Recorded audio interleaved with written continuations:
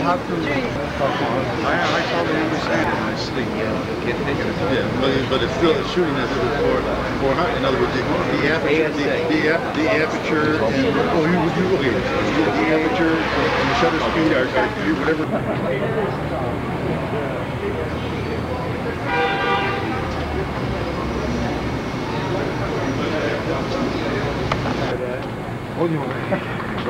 Maybe everybody, let's all go into the pen here because we're blocking the sidewalk now.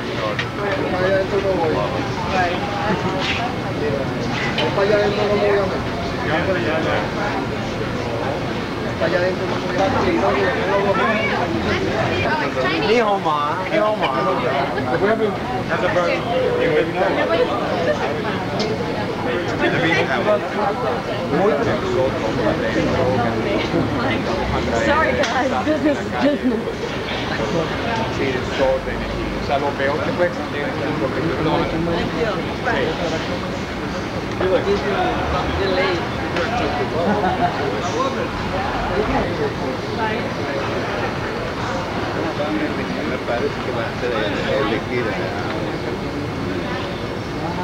Not raining.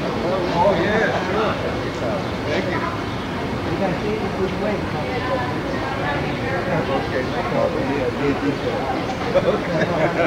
Si usted no lo sabe, imagínese, yo menos. Ese es propaganda.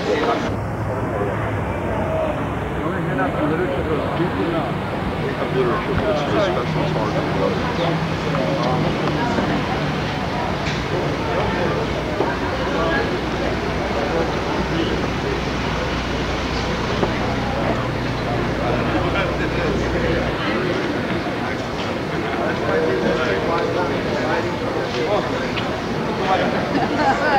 Hey! What's going on, Blake? Hey!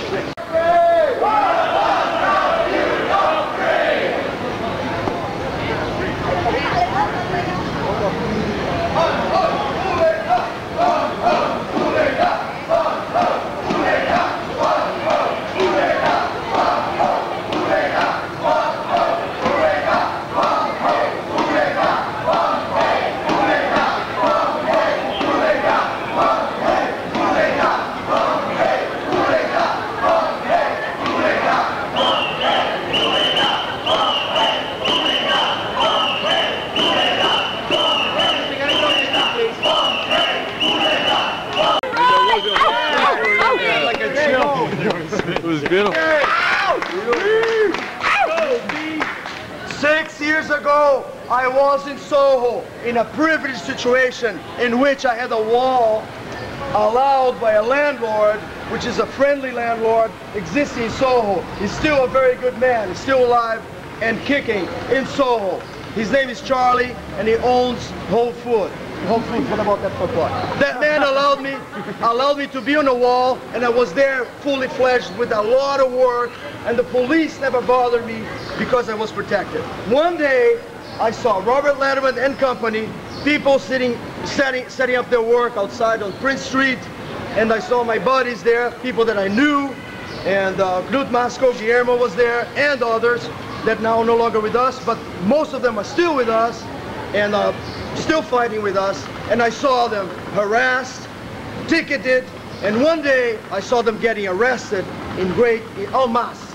And when I saw that happening, even though I had a privileged position because I was selling in a protected wall, I said, guys, come here, put your stuff around, go do whatever you have to do, call your lawyers. I had my display, I don't care if I sell or not today. And that was a good day. That was a Saturday. I'm not saying it was a heroic act because I was protected. I'll tell you, that day I turned around. I started to participate in it. I didn't say I don't have anything to do with it because I'm protected temporarily. I said, I am going to join with this group. And then we got together with Robert in meetings together with the artists that got arrested. And everybody says, you've got to help us. You don't have to ask me. I'm already here, right? So when they came back from jail, about 3.5 hours later, they started coming back, picking up their stuff that he stashed away in front of my display. The same question was asked. And some people didn't have to ask the question. They already knew it, that I was with them and I was going to stay with them. And even if I get a special deal anywhere in the world, I'm going to still be here with the artist group and defending the rights of street artists to display and sell in freedom our work. All right.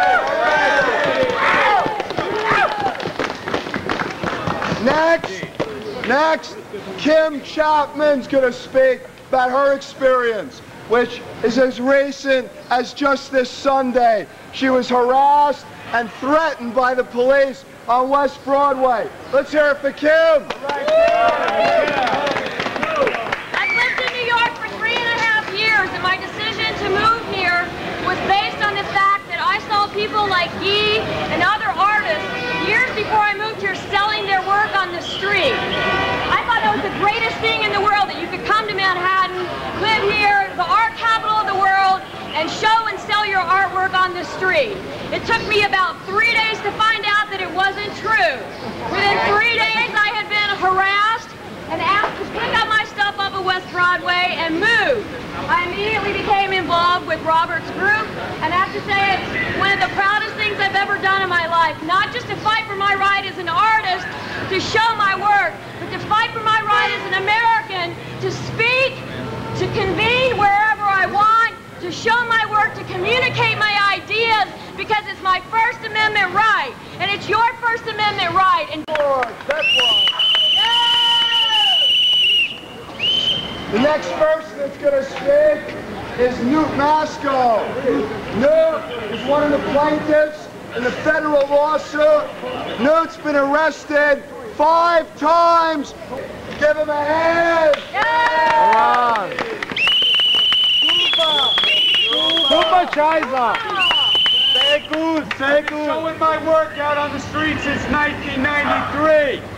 When I started showing my work the first couple of months, it was no problem with the police. Then all of a sudden, I watched my friends be arrested one by one. I was showing my work up on Mercer Street in Prince, around the corner where the police couldn't see me. So they left me alone for a while, and I didn't join the group. My friend Guillermo convinced me how important it was to stand up for artist rights. All right, That's my brother. I became involved, and I started to fight for our rights. This is the most important issue any artist will ever fight for. This is your basic human rights, natural rights. Right. Countries in the world where people are willing to die for their basic freedom. That's right. Is putting up a sign too much to ask for? Is coming to a demonstration too much to ask for? Stand up for your rights. Stand up for yourself. Stand up for the children that are coming up behind you. Yes, yes. What we're asking for is the same First Amendment freedom every single person in this country is entitled to. Is that too much to ask? No! Say China!